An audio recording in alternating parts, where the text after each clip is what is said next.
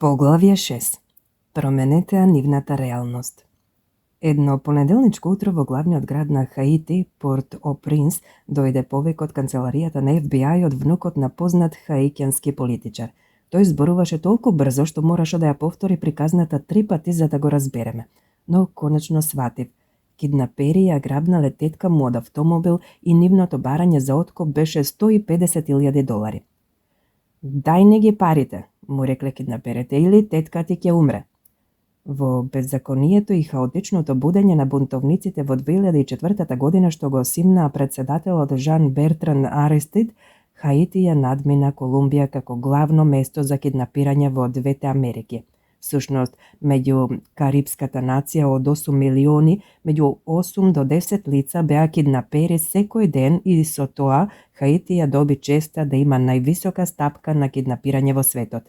Во текот на овој наплив на грабнување и дневни закани јас бев главен за меѓународни преговори во случај со киднапирање. И никогаш дотогаш нема видено нешто такво. Пријави за грабнувања, исклучително храбри напади сред бел ден во Порто-Принс, на секој час нова пријава. 14 студенти киднапирани со училишниот автобус. Американскиот мисионер Филип Снајдер грабнат во заседа со хаитјанско момче кој го носел во Мичиген за операција на очи. Познати хаитјански политичари и бизнисмени грабнувани од нивните домови сред бел ден. Никој не беше поштеден. Голем дел од грабнувањата се случуваа на ист начин. Група киднапери маскирани со скијачки маски ги опколуваа куќата или автомобилот, насилно влегуваа со пиштоли и грабнуваа ранлива жртва, обично жена, дете или повозрасна личност. На почетокот мислевме дека киднапирањата се предводени од политички договорени банди кои сакаат да ја дестабилизираат новата влада на Хаити, но се покажа како погрешен заклучок. Хаитјанските криминалци се познати по користењето брутални средства за политички цели, но кога стануваше збор за киднапирањето, речиси секогаш се работеше за бизнис. Подоцна ќе дојдам до тоа како ги споивме трагите за да откриеме кои се сторителите и што тие навистина сака. Непроценлива информација кога станува збор за преговарање со и дестабилизирање на тие банди. Но прво сакам да зборувам за кристализирачката карактеристика на високите влогови, преговарањето за живот или смрт, односно колку малку излегува на површината. Кога тоа по неделничко утро пристигна повикот од внукот на политичарот, момчето беше толку преплашено што мислеше само едно – да им плати на насилниците. Неговата реакција имаше смисла. Кога ќе добиете повик од брутални криминалци кои велат дека ќе ја убијат тетка ви освен ако веднаш не им платите, изгледа невозможно да се дојде до некаква предност во ситуацијата. Па така го плаќате откупот и тие ви го ослободуваат роднината, така? Погрешно. Секогаш има предност. Преговорите никогаш не се линеарна формула. Додете X на Y и дојдете до Z. Сите имаме ирационални слепи точки, скриени потреби и неразвиени замисли. Откако ќе го разберете тој подповршински свет на неизречени зборови и мисли, ќе откриете еден цел универзум на варијабли што може да бидат искористени за да се променат потребите и очекувањата на вашиот соговорник.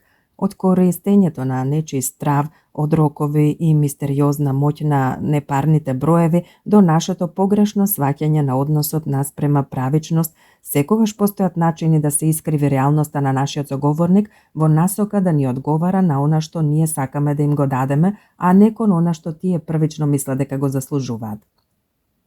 Не правете компромис. Да се навратиме на барањето откуп од $150,000. Секогаш не учеле дека треба да бараме решение што ќе одговара на двете страни, да угодиме, да бидеме разумни. Па, каде е тука победата за двете страни?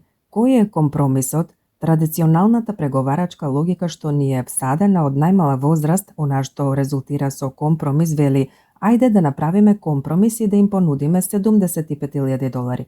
Сите ќе бидат среќни. Не, просто не.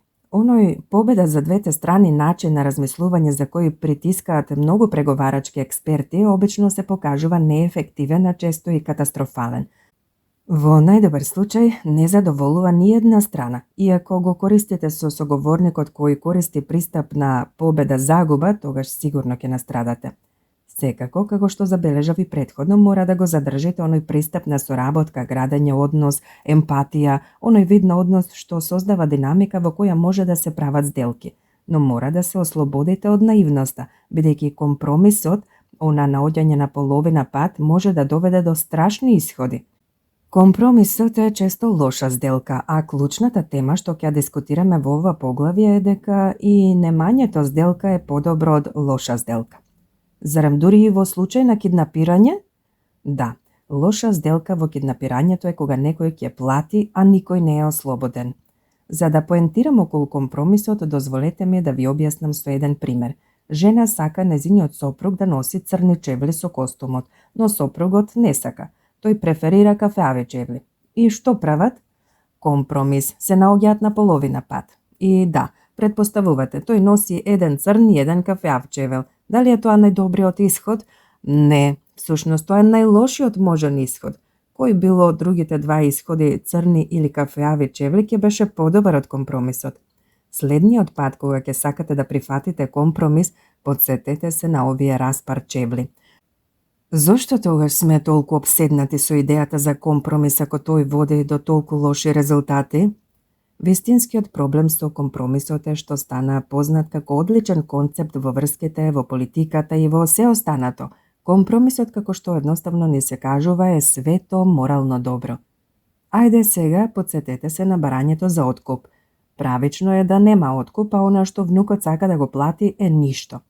Па зошто тогаш ќе понуди $75,000 многу помалку од побараните $150,000 за откуп? Барањето на $150,000 не е валидно. Со каков било компромис внукот завршува со бизарно лош резултат. И тука сум да ви кажам дека компромисот не чини. Не правиме компромис бидејќи е добар, правиме компромис бидејќи е лесно и ни го чува образот. Правиме компромис со цел да кажеме дека сме добиле барем половина. Уште попрецизно, правиме компромис за да се чувствуваме безбедно. Најголем дел од луѓето во преговорите ги мотивира стравот или желбата да избегнат болка. Премалку се мотивирани од нивните реални цели. Затоа, не се помирувајте и еве едноставно правило. Никогаш не прифаќајте компромис. На креативните решенија речиси секогаш им претходел одреден степен на ризик, нервоза, конфузија, конфликт. Угодувањето и компромисот не предизвикуваат ништо од тоа, мора да ги прифатите тешките работи. Затоа се работи кога станува збор за одлични сделки и тоа го прават одличните преговарачи. Рокови. Нека времето ви биде сојузник. Времето е една од најклучните варијабли во сите преговори. Простото минување на времето и неговиот поостар роднина рокот се клучевите што ги водат сите преговори до крај. Без разлика дали рокот е реален или е само линија нацртана во песок, може да ве натера да верувате дека постигнувањето сделка сега, во овој момент, е поважно од тоа да постигнете добра сделка. Роковите редовно ги тераат луѓето да велат и да прават импулсивни нешта што се против нивните најдобри интереси, затоа што сите имаме природен порив да брзаме додека ни се ближи рокот. Добрите преговарачи се присилуваат себе си да се опираат на тој порив и да го искористат. Не е лесно.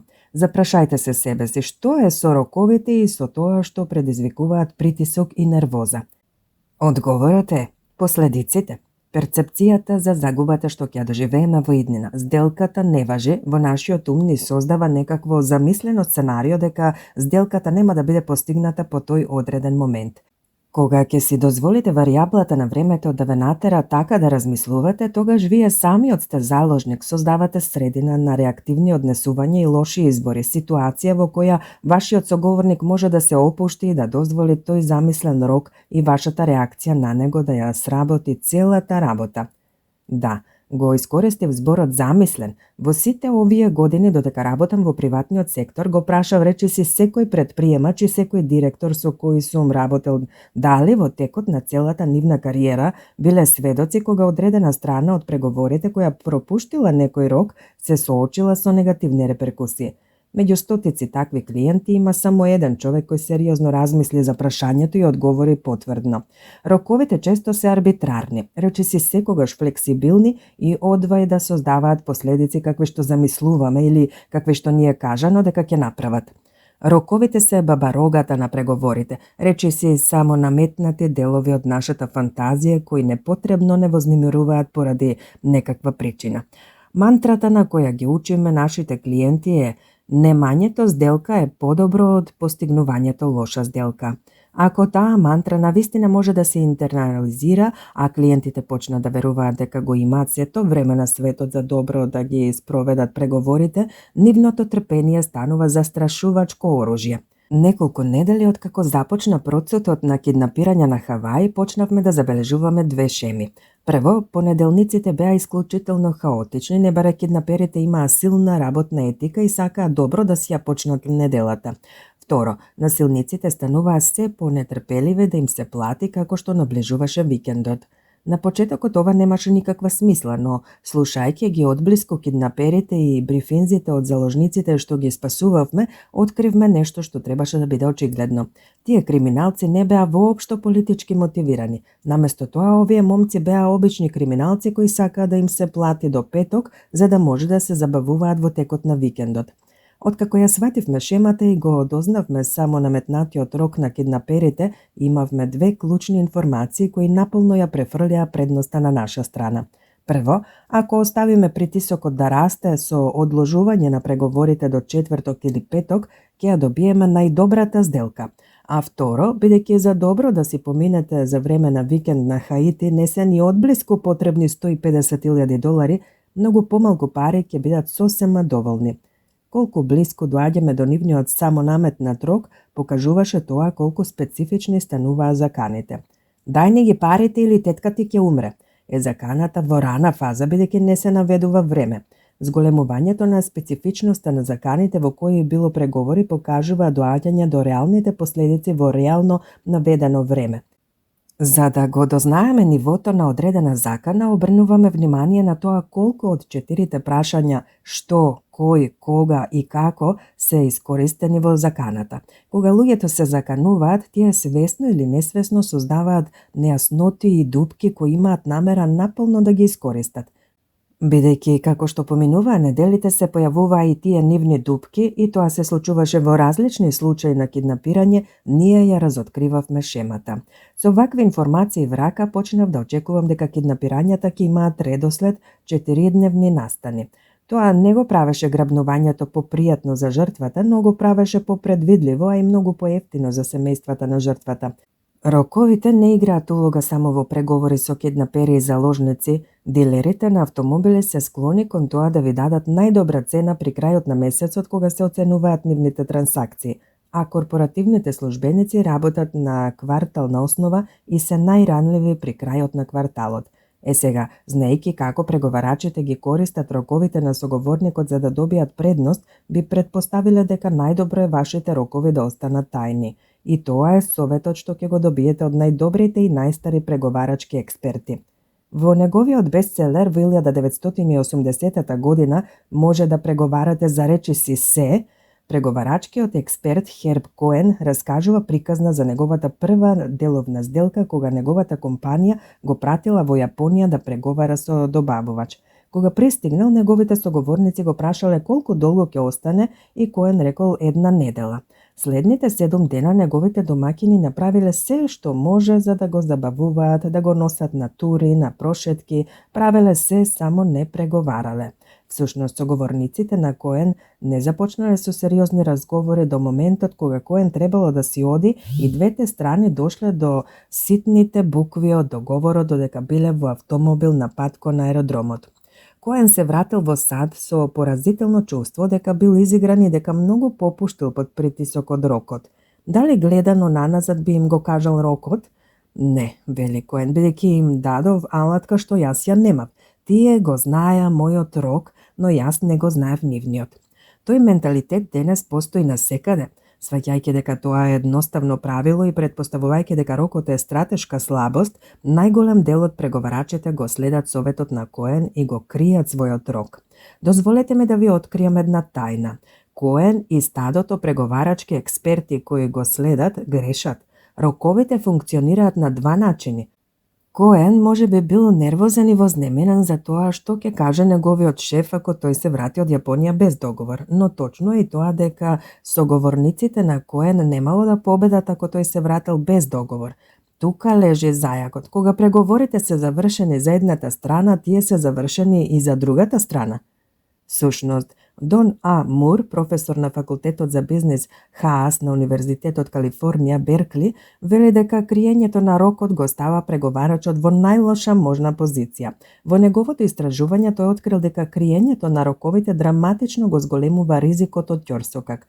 Тоа е затоа што постоењето на рокот ве притиска да направите отстапувања, но другата страна, мислејќи дека има време, ќе пролонгира.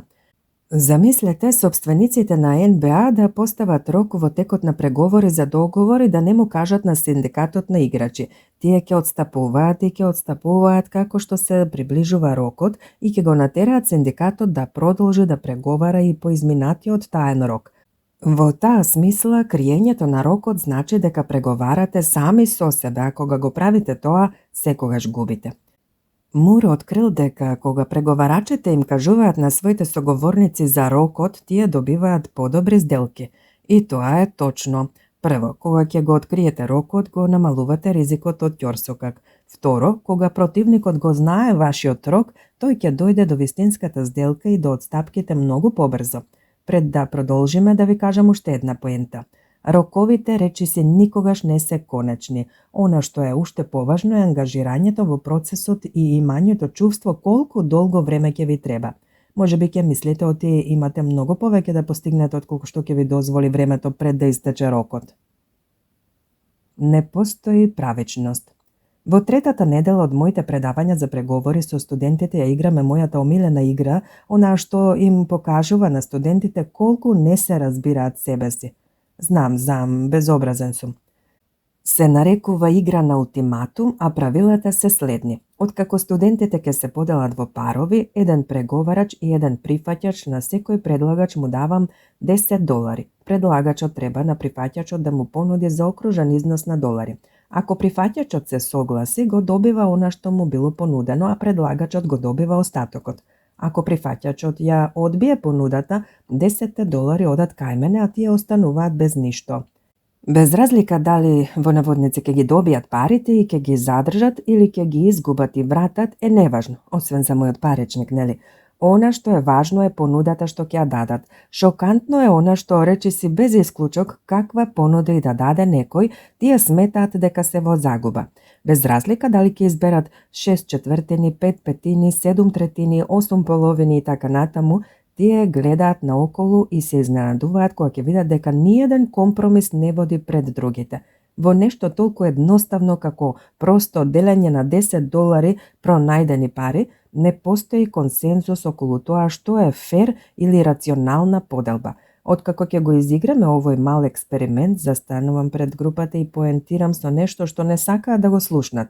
Размислувањето на секој еден студент е 100% нерационално и емоционално. Што? Велат тие. Јас донесов рационална одлука. Потоа им покажувам каде грешат. Прво, како сите може да бидат разумни ако има толку многу различни понуди? Тоа е поентата. Не биле разумни. Тие предпоставиле дека другиот ќе размислува како нив. Ако им пристапите на преговорите мислејќи дека другиот размислува како вас, тогаш грешите, велам јас. Тоа не е емпатија, тоа е проектирање. И потоа одам уште подалеку.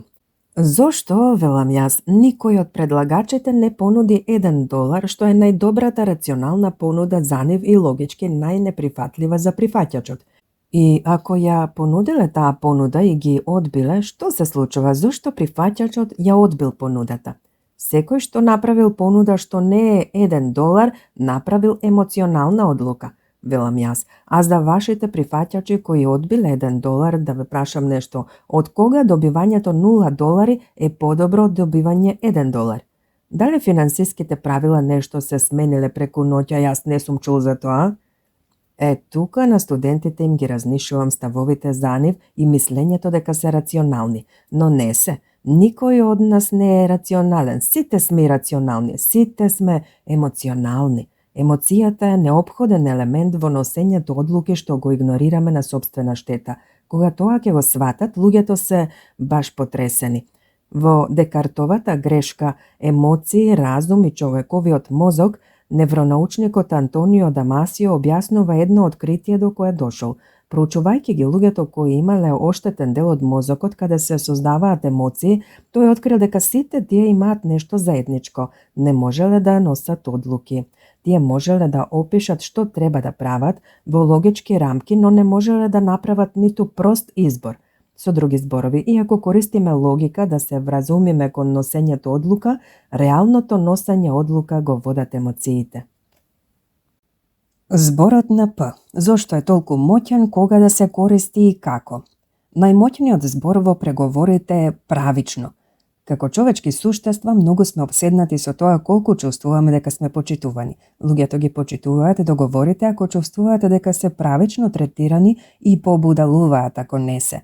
Една деценија проучување на слики од мозоци покажува дека човечката неврална активност, особено во кортексот што ги регулира емоциите, го рефлектира степенот на неправичност во социјалните интеракции.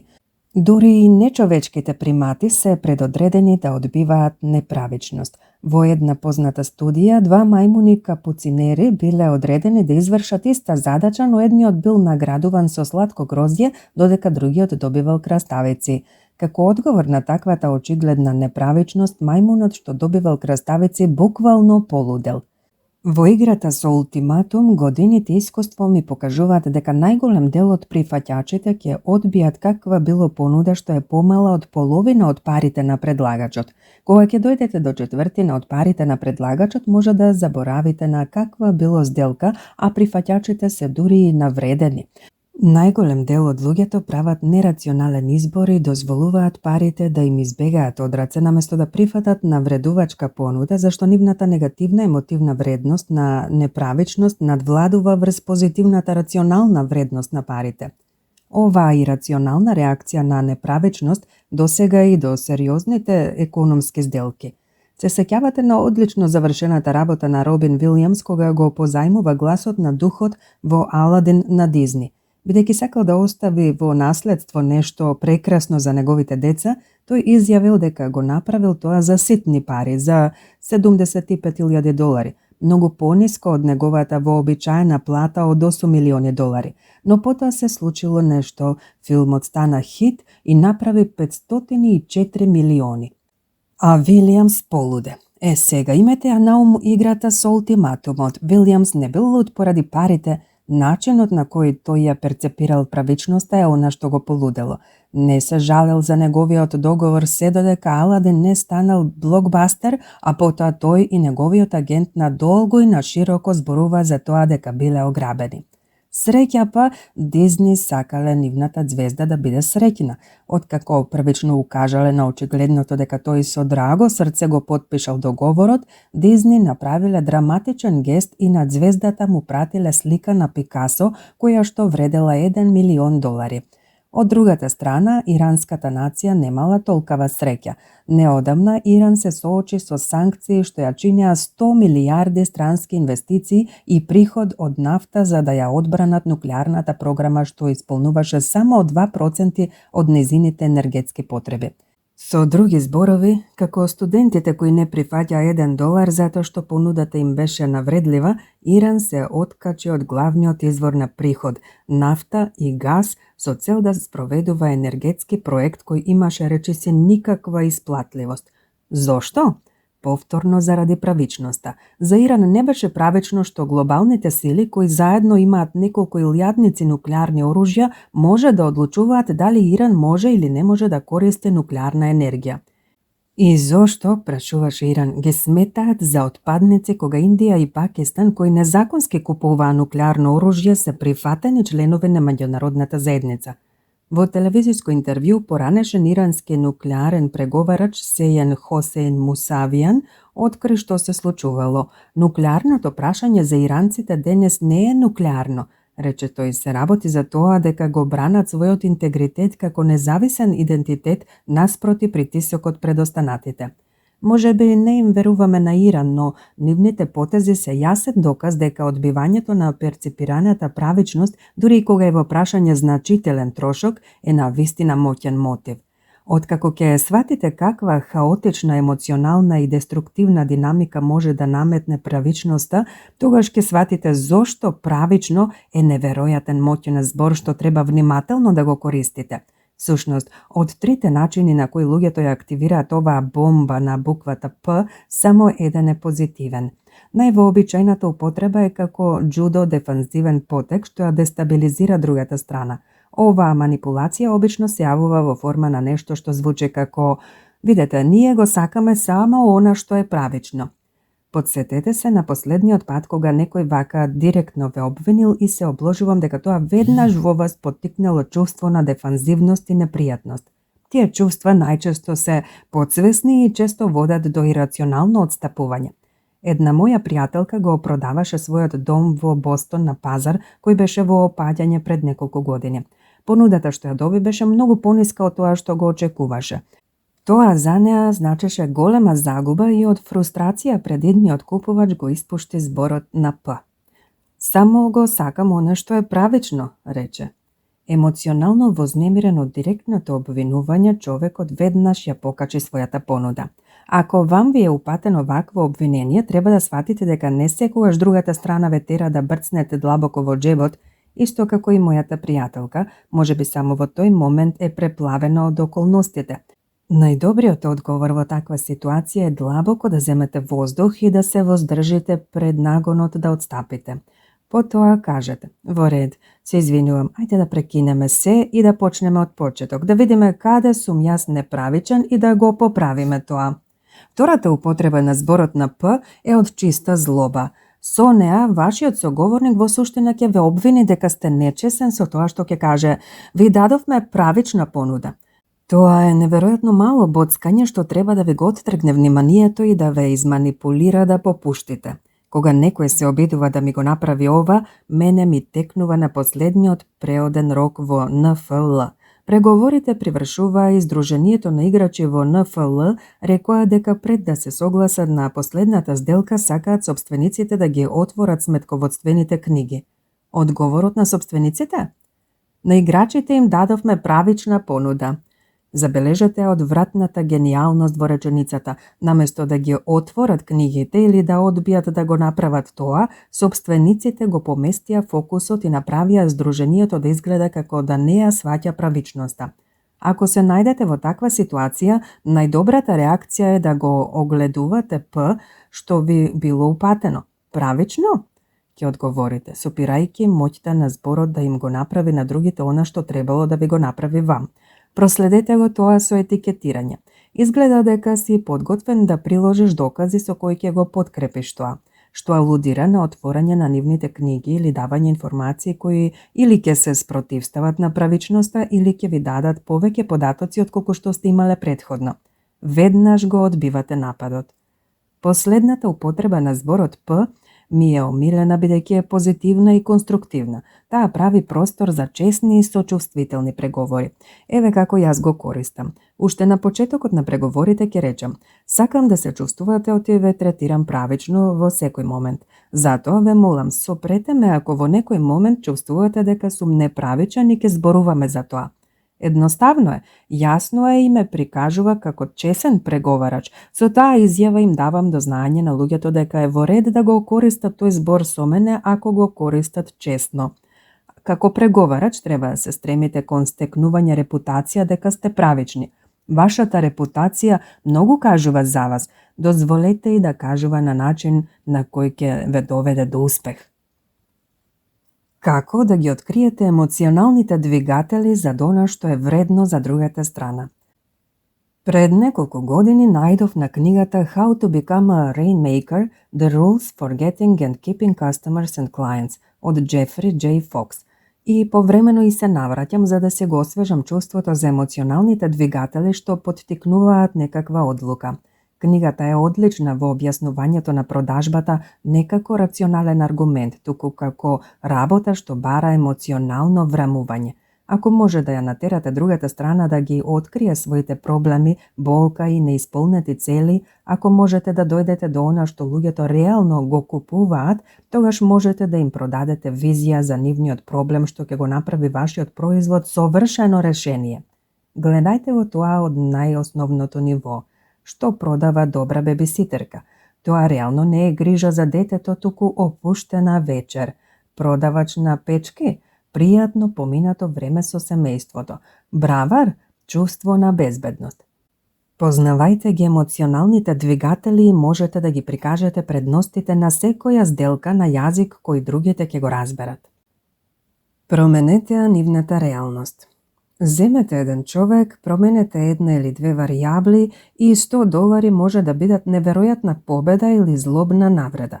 Препознавањето на овој феномен ви дозволува да ја промените реалноста од навреда кон победа. Ајде да го видиме тоа низ еден пример. Имам една шолја за кафе, црвена и бела со швајцарското знаме. Не е подкршена, но навистина е многу користена. Колку би платиле за неа, онака искрено?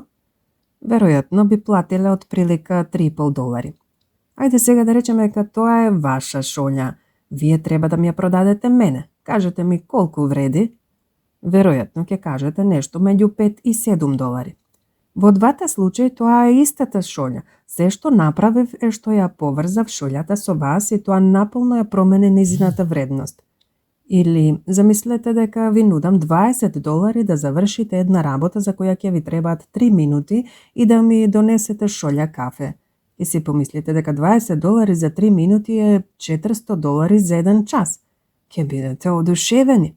А што ако потоа откриете дека со тоа што сте ми ја завршиле работата сум направил $1,000,000? Од што сте заработиле $400 на час до бесни затоа што ве ограбиле. Вредноста на $20 исто како и вредноста на шолјата за кафе не се промени, но вашата перспектива да. Со поместувањето на $20 можам да ве направам среќни или бесни. Ви кажав дека не треба да го изложуваме нашето носење одлуки како емоционално или ирационално. Тоа веќе го видовме. Она што го веламе дека иако нашите одлуки може да бидат мощни и рационални, тоа не значи дека не постојат постојани шеми, начела и правила за тоа како реагираме и откако ќе ги научите тие ментални шеми, ќе може да најдете начини како да влијаете врз нив. Досега најдобрата теорија за објаснување на начелата на нашите ирационални одлуки е нешто што се вика теорија на изгледи. Создадена во 1979 година од страна на психолозите Даниел Канеман и Амос Тверски, теоријата на изгледи опишува како луѓето бираат меѓу опции што вклучуваат ризик како во преговори. Теоријата тврди дека луѓето ги привлекуваат сигурните работи наспроти веројатностите, дури и кога веројатноста е подобриот избор. Тоа се нарекува ефект на известност, а луѓето прифаќаат поголеми ризици за да избегнат загуби, а не да постигнат добивка. Тоа се нарекува аверзија кон загуба. Затоа луѓето кои статистички немаат потреба за осигурување го купуваат. Или замислете го следново. Човек кому му се вели дека има 95% шанси да добие $10,000 или 100% шанси да добие $9,449, обично го избегнува ризикот и го бира 100% известниот сигурен избор, додека истиот човек кому му е кажано дека има 95% шанса да изгуби $10,000 или 100% шанса да изгуби $9,499, ќе го направи спротивниот избор, ризикувајќи ја поголемата 95% опција да ја избегне загубата. Шансата за загуба предизвикува поголем ризик од шансата за подеднаква добивка. На следните страници ќе објаснам неколку тактики од теоријата за изгледи што може да ги искористите за вашата предност. Но прво дозволете ми да споделам една клучна лекција за аверзијата од загуба. Во тешки преговори не е доволно да ја покажете на другата страна дека може да го испорачате тоа што го сакате. За да ја добиете реалната предност, мора да ги уверите дека имаат нешто конкретно да изгубат ако сделката не успее. Прво, закответе ги нивните чувства. За да ја промените реалноста на вашиот соговорник, мора да започнете со основите на емпатијата. Затоа започнете со ревизија на обвинувањето, уважувајќи ги сите нивни стравови. Со закотвувањето на нивните чувства како подготовка за загуба, ја потпалувате аверзијата од загуба на другата страна и тие веднаш ќе побрзаат да ја избегнат. Na мојот прв проект за консултирање откако го напуштив FBI, имав чест да го обучувам националниот тим за преговори во случај со заложниците за Обединетите Арапски Емирати. За жал, престижот на задачата беше намален во текот на проектот поради проблеми со изведувачот. Јас бев подизведувач. Проблемите станаа толку големи што требаше да им кажам на изведувачите со кои потпишав, а кои нормално добиваа $2000 на ден, дека неколку месеци можам да понудам само $500. Точно знаев што ќе се случи ако им кажам директно. Ќе ми се изнасмеја, затоа ги побарав секој од нив поединечно на телефон со ревизија на обвинувањето. Имам никаков предлог. Веле ви сопирав додека секој од нив не побараше да продолжам.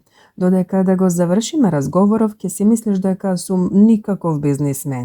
Ќе си мислиш дека не знам да правам буџет или да планирам. Ќе мислиш дека Крис Вос е само фалбаџија. Прв проект откако излезе од FBI и веќе го зезнал. Ќе си мислиш, оти не знам да водам операција. И дури ќе си помислиш дека сум те излажал. И откако ќе ги закотвев нивните емоции во минско поле со ниски очекувања, играв на нивната аверзија од загуба. Сепак, сакам да ти ја дадам оваа можност тебе пред да ја дадам на некој друг, велев. Одеднаш повикот не беше за тоа дека имускратувам $2000 и им нудам само 500, туку беше за тоа како да не ги изгубат тие $500 и да ги добие некој друг. Сите се согласија на сделката. Немаше против понуди, немаше поплаки. Сега, ако ги немав спуштено нивните емоции, нивната перцепција за $500 ќе беше сосема поинаква. Ако само се јавев и речев, можам да ти дадам $500 на ден, што мислиш? Тие ќе го сватеа тоа како навреда и ќе ми го треснеа телефонот. Второ, дозволете му на другиот да почне прв најчесто. Сега, јасно е дека предностите од закотвувањето на емоциите се одлични кога станува збор за тоа да се искриви или промени реалноста на соговорникот, но да се настапи прв не е нужно најдобриот избор кога станува збор за преговори за цена. Кога познатиот филмски режисер Били Вайлдер сакал да го најми познатиот романописец Реймонд Чендлер да го напише класикот Double Indemnity, Чендлер бил нов во Холивуд, но бил подготвен да преговара и на неговиот состанок со Вайлдер и продуцентот на филмот. Чендлер први ја кажал понудата, директно барал $150 неделно и го предупредил Вайлдер дека можеби ќе му требаат 3 недели да го заврши проектот. Вайлдер и продуцентот одвај се воздржале да не се насмеат затоа што планирале да му платат на Чендлер $750 неделно и знаеле дека за филмски сценарија се потребни и месеци за да се напишат. За среќа за Чендлер, Вайлдер и продуцентот сметале дека односот со Чендлер им е поважен од неколку стотини долари, па му се сожалиле и повикале агент кој ќе го представува Чендлер во преговорите. Слично на тоа, имав еден студент, Джери, кој славно ги зезнал преговорите за плата со тоа што прв дал понуда. Имајте на ум дека ова се случило пред да биде мој студент. Во интервју со финансиска фирма во Њујорк барал $110,000, делумно затоа што тоа представувале 30% изголемување на плата.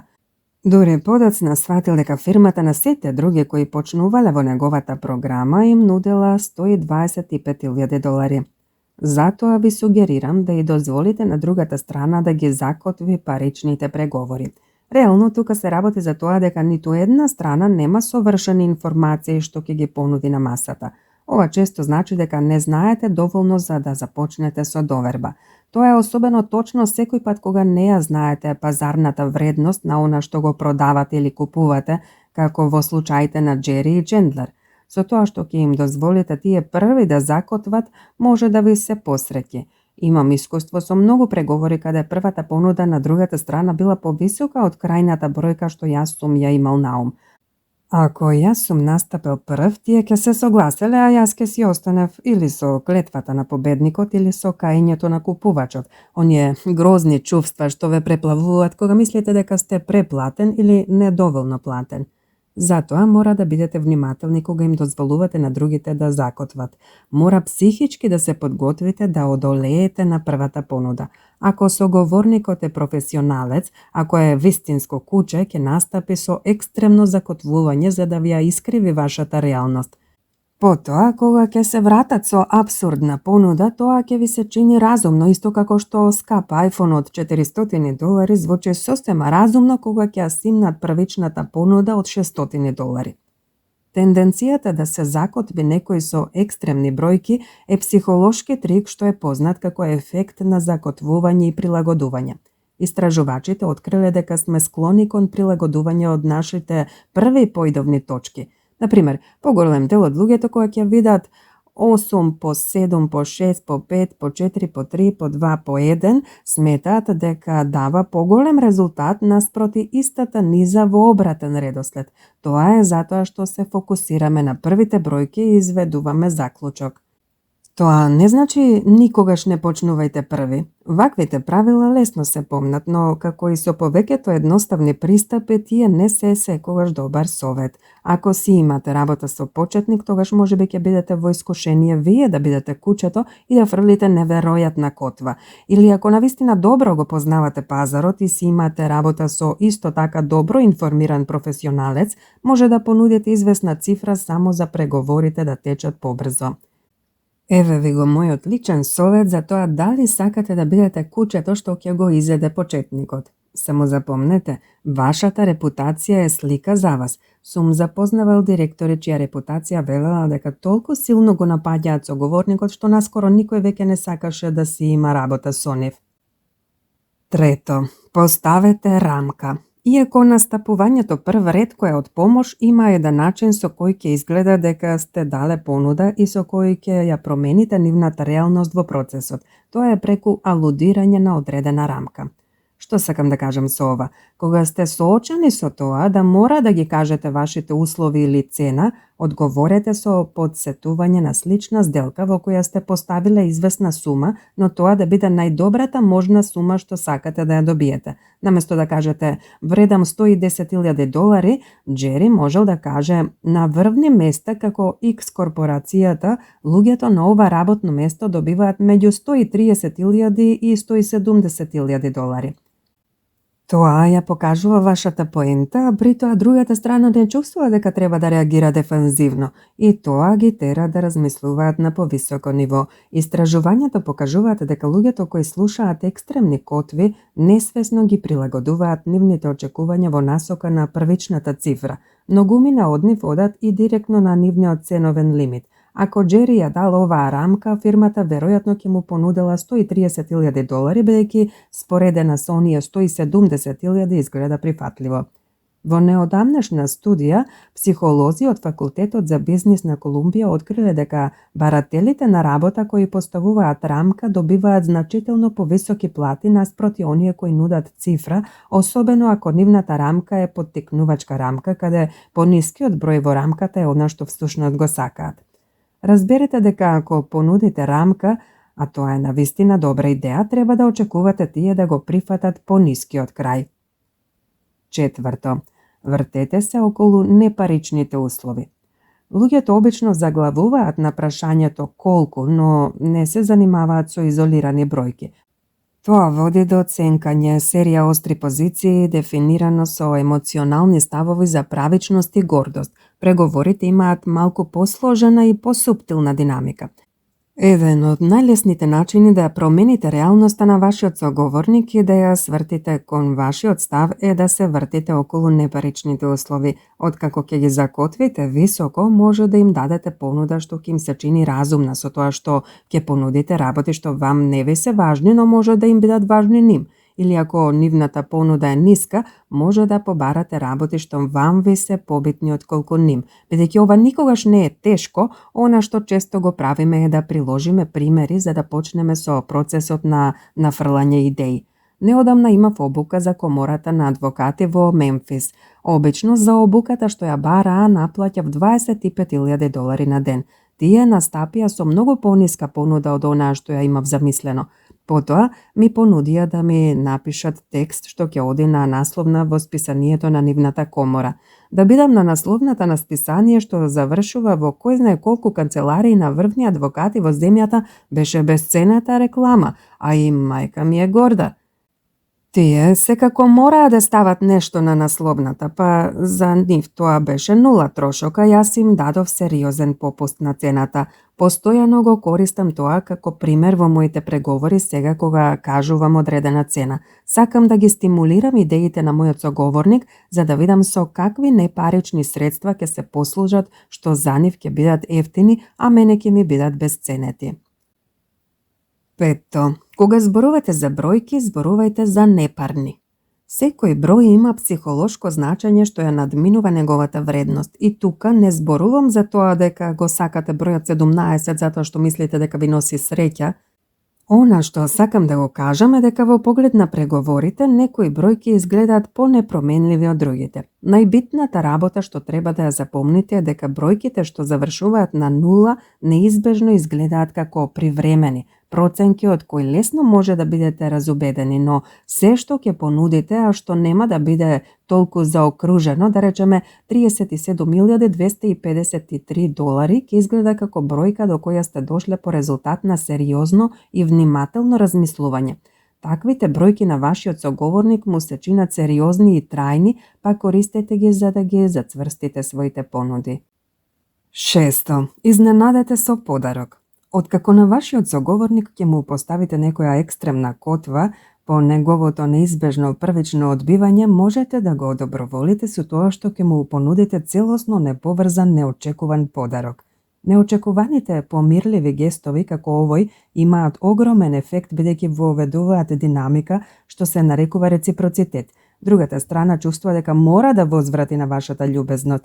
Тие наеднаш ќе настапат со своја понуда или ќе најдат начин да ви возвратат за љубезноста во иднина.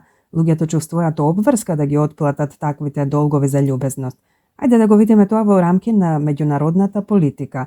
Во 1977 година египетскиот председател Анвар Садат драматично ги туркал преговорите за мир меѓу Египет и Израел со тоа што неочекувано се обратил пред израелскиот кнест, љубезен гест што не вклучувал реални отстапки, но значел голем чекор кон воспоставување мир. Во Хаити, неколку часа откако киднаперите ја грабнаа тетка му, јас бев на телефон со внукот на политичарот. Тој ми кажа дека нема шанси семејството да дојде до $150,000, но откако дознавме дека откупот на киднаперите ќе им послужи за забава, јас целев кон многу пониска сума – $5,000. Немаше да правиме компромис, се работеше за професионална гордост. Го советував да започне со закотвување на разговорот и со прикажување на идејата дека нема пари, но да го направи тоа без да каже не, за да не ја повреди нивната гордост. Како би требало да го направам тоа? Ги праша при следниот повик. Киднаперот упати уште една општа закана за тетката и повторно бараше пари. И тогаш го натера внукот суптилно да удри по правичноста на киднаперот. Извини, одговори внукот, но како би требало да ти платиме ако ја повредиш? Тука дојдовме до смртта на тетката што беше нешто што киднаперите најмногу сакаа да го избегнат. Требаше да биде неповредена ако воопшто се надеваа да добијат пари. На крајот на краиштата тие беа трговци. Имајте на ум дека до тој момент внукот немаше спомнато цена. Оваа игра на исцрпување конечно ги притисна киднаперите први да кажат бројка. Без да се колебаат, ја спуштија цифрата на $50,000. Сега, кога веќе реалноста на киднаперите беше искривена кон многу пониска цифра, моите колеги и јас му укажавме на внукот да не отстапува. А од каде да најдам толку пари? Му рековме да ги праша. Повторно киднаперите го спуштија износот, овој пат на $25,000. Сега, кога веќе ги имавме врака, му рековме на внукот да ја даде својата прва понуда исклучително ниска котва од $3,000. На линијата молк и внукот почна да се поти, но му рековме да чека. Ова секогаш се случуваше во моментот кога економската реалност на киднаперот наполно се менуваше. Кога повторно прозбора, киднаперот звучеше шокирано, но продолжи. Следната негова понуда беше $10,000. Потоа му кажавме на внукот да одговори со чуден број што изгледаше дека произлегува од сериозни пресметки околу тоа колку вреди тетка му – $4,751. Неговата нова цена? $7,500. Како реакција го натеравме роднината спонтано да каже дека ќе уфрли ново радио со CD и да го повтори износ од $4,751. Киднаперите кои всушност не го сакаа радиото со CD помислија дека навистина нема други пари што може да се понудат и одговорија со да. 6 часа подоцна семејството го плати износот и тетката безбедно се врати дома. Како да преговарате за подобра плата? Еден од клучните фактори во рангирањето на факултетите по бизнес е колку добра плата добиваат нивните дипломци. Па на секој постдипломски предмет што го предавам им кажувам дека мојата прва цел е да го кренам рангот на нивниот факултет со тоа што ќе ги научам како да преговараат за подобра плата. Го разложувам процесот на 3 дела кои се прикажани во ова поглавје на начин на кој не само што им носи повеќе пари, туку и го уверува шефот да се бори за да ви ги овозможи. Бидете учтиво упорни, но во непарични услови. Учтивата упорност е еден вид емоционално закотвување што создава емпатија кај шефот и ја гради психолошката средина за конструктивна дискусија. И колку повеќе зборувате за тоа во непарични услови, толку повеќе ќе го слушнете целиот опсег на нивните опции. Ако не можете да ви ги исполнат непаричните барања, тогаш може да ви одговорат со повеќе пари, како што се случи со американската студентка родена во Франција. Таа постојано бараше и тоа со голема насмевка, дополнителна недела одмор надвор од она што обично го даваше нејзината компанија. Беше французинка, така велеше, а тоа е она што го прават французите. Компанијата беше наполно врзана по прашањето за одмор, но бидејќи таа беше толку прекрасна и мила и бидејќи во нејзината вредност ја вметна непаричната варијабла, тие и одговорија со покачување на нејзината плата. Услови за плата без услови за успех представува руски рулет. Откако ќе испреговарате платата, осигурете се дека го утврдувате успехот за вашата позиција, како и метриката за вашето следно покачување на платата. Тоа за вас значи многу, а за вашиот шеф е бесплатно, исто како што мене ми дадоа насловна страна во комората на адвокати. Тоа ве носи до планираното покачување, а со утврдување на успехот во поглед на надзорот на вашиот шеф ве носи и до следниот чекор. Поттикнете го нивниот интерес за вашиот успех и добијте неофицијален ментор. Ви текнува на идејата да откриете што другата страна навистина купува? Па ако се продавате себе си пред некој менаџер или шеф, продајте се како нешто повеќе од тело за работата. Продајте се себе си и вашиот успех како начин на кој тие ќе може да ја потврдат сопствената интелигенција и тоа ќе го прикажат на остатокот од компанијата. Осигурете се дека ќе бидете аргумент за нивната важност, откако ќе ја промените нивната реалност и ќе се вклучите себе си во неа како нивен амбасадор, тие ќе имаат удел и во вашиот успех. Прашајте, а што треба за да се биде успешен тука? Имајте на ум дека прашањето е слично на прашањата што ги сугерираат многу центри за кариерно советување на постдипломските студии, а сепак не е баш истото, а токму збороредот на ова прашање е клучен. Студенти од моите постдипломски студии кои го поставувале ова прашање на интервју за работа често се соочувале со луѓе од другата страна на масата кои велеле: "Досега никој не ни го поставил тоа прашање", а потоа давале одличен и детален одговор. Клучното прашање тука е дека ако некој ви даде насоки, тие ќе ве следат за да видат дали го следите нивниот совет. Тие ќе имаат личен удел доколку вие успеете и така сте го добиле вашиот прв неофицијален ментор. За да ви покажам како ова може да се доведе до совршенство, немам подобар пример од мојот поранешен постдипломски студент Енџел Прадо. Додека Енџел привршуваше со неговите постдипломски студии, отиде кај шефот и почна да си поставува терен за неговата работа по студиите, кои ги плаќаше компанијата. Во текот на последниот семестар имаше поставено неспецифична котва, еден вид на рамка со тоа што му сугерираше на шефот дека кога ќе магистрира и компанијата ќе заврши со инвестирањето во неговите студии, околу $31,000 годишно, парите треба да му ги дадат нему како плата. Шефот не се обврза, но Енџел беше мошне учтиво упорен по тоа прашање што ја постави идејата како котва во умот на неговиот шеф. По магистрирањето Енџел и шефот седнаа да зборуваат. На убедлив и мирен начин Енџел почна да зборува за нефинансиски прашања за да го тргне фокусот од прашањето колку. Побара ново звање. Шефот на Енџел веднаш се согласи дека новата улога воопшто не е неочекувана по новата диплома на Енџел. Во тој момент Енџел и неговиот шеф ги дефинираа улогите и обврските што би ги имал со таа нова позиција и со тоа ја постави метриката за успех. А потоа Енџел направи пауза, зеде воздух и почека неговиот шеф да биде првиот што ќе каже цифра. И најпосле го стори тоа.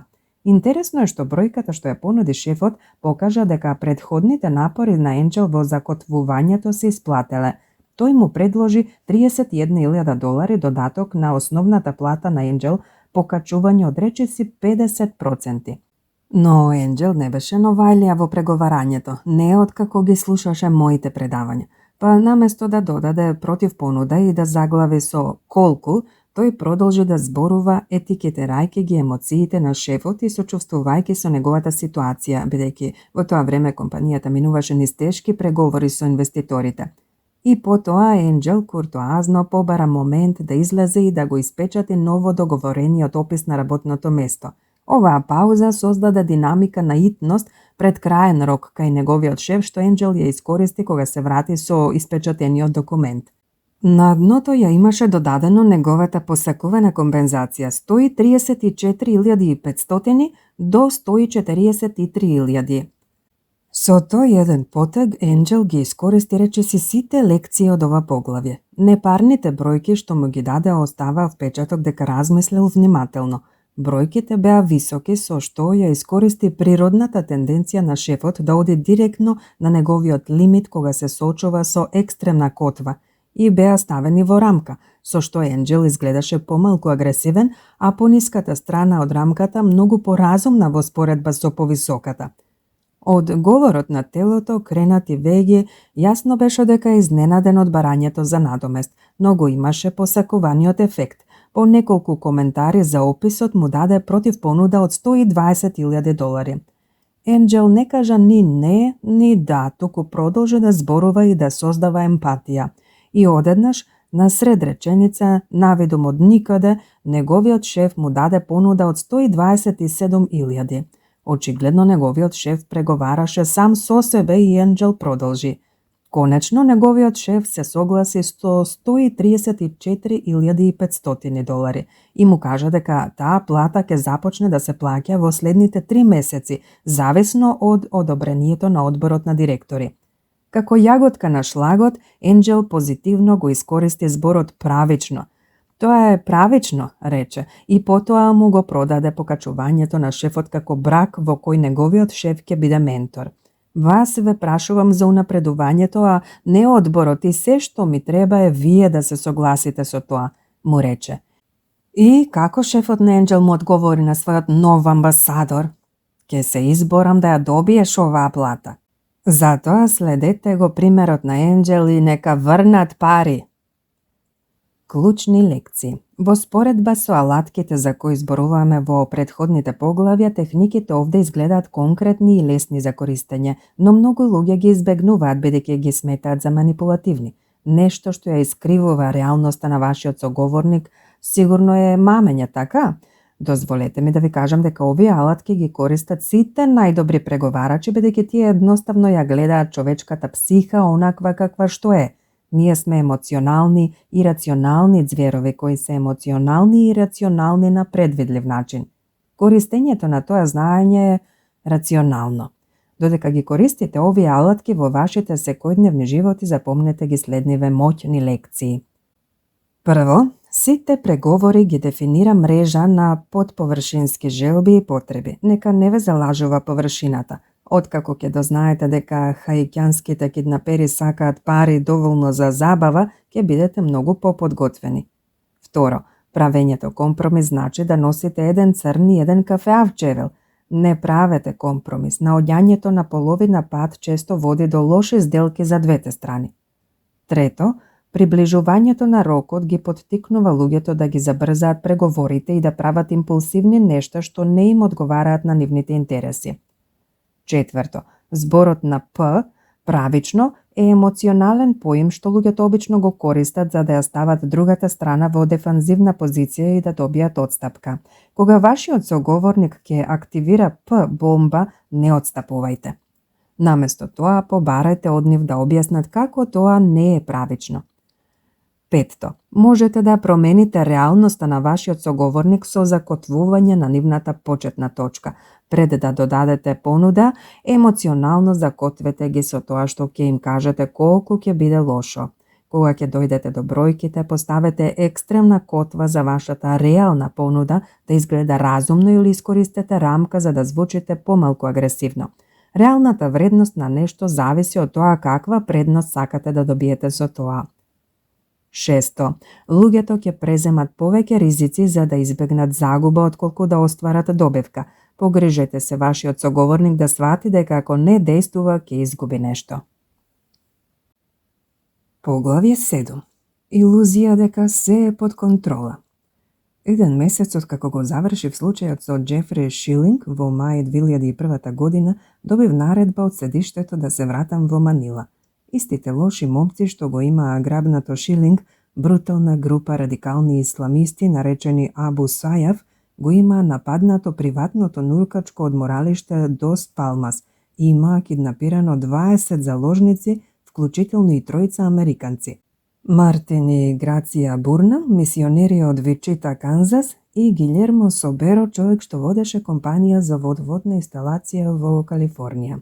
Дос Палмас од самиот почеток беше кошмар за преговарање. Дента по киднапирањето, неодамна избраната филипинска председателка Глорија Макапагал Аројо постави конфронтацијска неконструктивна динамика со тоа што јавно им објави војна на Абу Сајаф. Тоа и баш не е некој сочувствителен дискурс, така?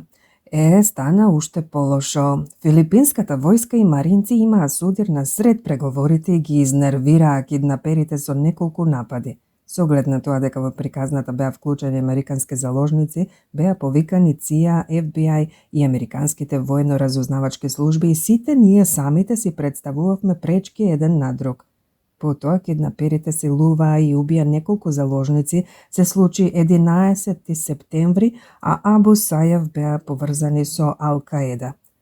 Додека заврши кризата во сериозна престрелка во јуни 2022 година, Дос Палмас стана најголемиот неуспех во мојот професионален живот. И кога велам неуспех, тоа е најблагиот збор што можам да го употребам. Но неуспесите оставаат семе за идни успеси, па така и со нашиот неуспех на Филипините.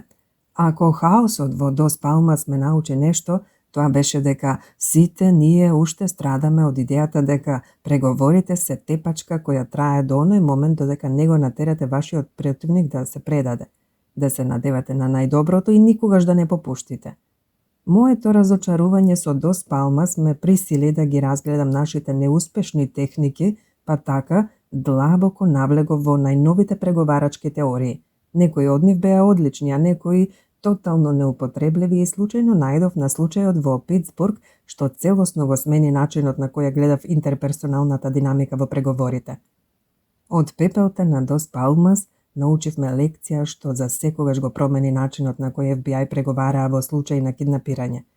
Сватив дека преговарањето е всушност придобивање, а не надминување, усвојување, а не поразување. Она што е најважно, сватив дека успешните преговори значат да се натера соговорникот да ја заврши вашата работа и тој самиот да го предложи решението. Тоа значи да му се даде илузија на контрола, додека всушност вие сте тие што го дефинираат разговорот. Алатката што ја развиваме е нешто што јас го нарекувам калибрирано прашање, отворено прашање. Тоа ја отстранува агресијата од разговорот со тоа што отворено се уважува другата страна без отпор.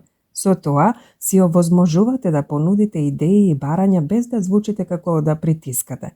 Ви дозволува да подтурнете. Во продолжение ќе ви објаснам малку подетално, но за сега е доволно да ви кажам дека е навистина многу едноставно, како, например, да го отстраните непријателството од изјавата «не можеш да си одиш» и да ја претворите во прашање. Што мислиш дека ќе постигнеш ако си заминеш? Не се обидувајте да преговарате сред војна. Во моментот кога пристигнав во Манила на случајот Бурнам Соберо, ме пратија во регионот Минданао, каде филипинската војска истураше дожд од куршуми и ракети врз болничкиот комплекс каде беа скриени Абу Сајаф и заложниците. Тоа никако не е место за преговарач, бидејќи невозможно е да водиш диалог насред војна. Тогаш работите се влошија. Кога се разбудив утрото, дознав дека во текот на ноќта киднаперите ги зеле заложниците и избегале. Бегањето беше првиот знак дека оваа операција ќе биде катастрофална и дека филипинската војска воопшто не е сигурен и доверлив партнер. Во текот на брифинзите по таа епизода се дозна дека во текот на примирието некој од војската зел актовка од насилниците во болницата и не многу потоа сите војници во блискиот периметар биле повикани на состанок.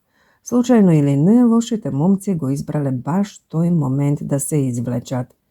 Насилниците навистина полудеа 2 недели подоцна на денот на независноста на Филипините, кога Абу Сабаја изјави дека ќе обезглави еден од белите, освен ако владата не ја отповика потерата по него до попладне. Знаевме дека тоа се однесува на еден од американците и предвидувавме дека ќе биде Гилјермо Соберо. Во тоа време немавме директен контакт со киднаперите, бидејќи нашите партнери во филипинската војска ни назначија посредник кој секогаш во наводници забораваше да не повика да присуствуваме на телефонските разговори со киднаперите и исто така забораваше да ги снима. Се што можевме да правиме е да праќаме текстуални пораки со понуди за време за разговор. Она што се случи следно, пред пладневниот рок, Сабаја и член на кабинетот на председателот имаа разговор на радиоемисија и владата отстапи. Се согласи на барањето на Сабаја да именува малезиски сенатор како преговарач. Сабаја се согласи да не убие заложник. Но веќе беше предоцна да се промени таа атмосфера на конфронтација, недоверба и лаги. По пладнето заложниците го слушаа Сабаја како вика на телефонот. Но тоа беше дел од договорот. Брзо потоа Абу Сајав го обезглави Гилјермо Соберо и за секој случај зедоа група од уште 15 заложници. Со оглед на тоа дека ниеден од важните делови не беше под наша контрола, а САД стана незаинтересирани и покрај убиството на Соберо се врати во Вашингтон ДС, се чинеше дека нема уште што многу да се стори, а потоа 11 септември ги промени работите. Иако претходно беа мала терористичка организација, Абу Сајав одеднаш беа поврзувани со Ал-Каеда, а потоа филипински телевизиски репортер по име Арлин Дела Круз влезе во кампот на Абу Сајав и го сними Сабаја додека се подбива со американските мисионери Мартин и Грација Бурнам, кои беа толку исцрпени што личеа на преживеани во концентрационен логор. Видеото како бомба одекна во американските медиуми. Одеднаш случајот стана голем приоритет за американската влада. На другата страна секогаш има тим. FBI повторно ме вратија назад. Овој пат ме пратија да се погрижам дека ќе се постигне договор и беше со мощно висок профил. Некој од моите контакти ми кажа дека директорот на FBI Роберт Мулер лично го брифирал председателот Џорџ В. Буш секое утро. Кога директорот Мулер се појави во американската амбасада во Манила и ме запознаа со него, на лицето му се појави израз на препознавање. Беше навистина возбудлив момент. Но џабе е целата поддршка на светот ако тимот на вашиот соговорник е нефункционален. Ако вашите преговарачки напори не досегаат до вашиот соговорник и до тимот што стои зад него, тогаш имате сделка што се базира на надеж, а надежта не е стратегија. Една од работите што не ги ценев наполно беше кога киднаперите самите ги променија преговарачите. Сабаја беше заменет. Мојот шеф Гери Носнер во претходното киднапирање ми истакна дека промената на преговарачи од друга страна речиси секогаш сигнализира дека сакаат да играат поцврсто. Она што не го свати во тој момент е дека Сабаја ќе го расипеше договорот ако не биде земен предвид. Нашата нова тактика беше да ги откупиме Бурнамови. Иако САД официјално не плаќа откупи, беше пронајден донатор што обезбеди $300,000. Новиот преговарач на Абу Сајав се согласи на ослободување. Остварувањето на откупот беше тотална катастрофа. Киднаперите одлучија дека нема да ги ослободат Бурнамови, односно Сабаја, кој беше физички задолжен за заложниците, одби да ги пушти. Тој си направил сопствен договор за кој ние не знаевме и му успеа. Новиот преговарач сега веќе засрамен и лошо расположен се покри себе си со тврдењето дека на исплатата и недостигале $600. Ние бевме запрепастени. $600? Нема да ги ослободите заложниците поради $600? И се обидовме со тврдењето дека ако не достигале пари, тогаш сигурно курирот е тој што ги зел, но немавме динамика на доверба и соработка што би го подкрепиле нашето тврдење. Оние $300,000 ги немаше и ние се вративме на текстуални пораки на кои ретко добивавме одговор. Таа бавна катастрофа кулминираше околу 2 месеци подоцна со некакво скрпено спасување.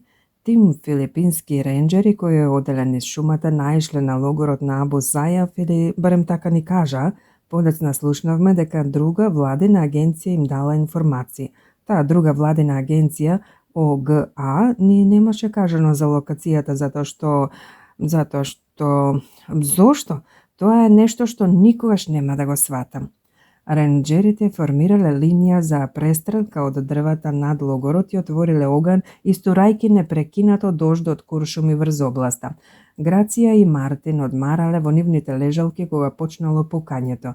Тие двајцата скокнале од лежалките и почнале да се тркалаат кон ридот барајки безбедно место, но додека куршумите од нивните спасители паѓале врз нив, Грација почувствувала остра болка во десниот бут. А потоа почувствувала како Мартин паднал со сета тежина. Неколку минути подоцна, откако и последните бунтовници избегале, тимот филипински војници се обиделе да ја разуверат Грација дека сопругот е добар, но таа затресла со главата. По цела година заробеништво таа немала време за фантазии. Грација знаела дека сопругот е мртов и беше во право. Бил погоден во градите од пријателски оган.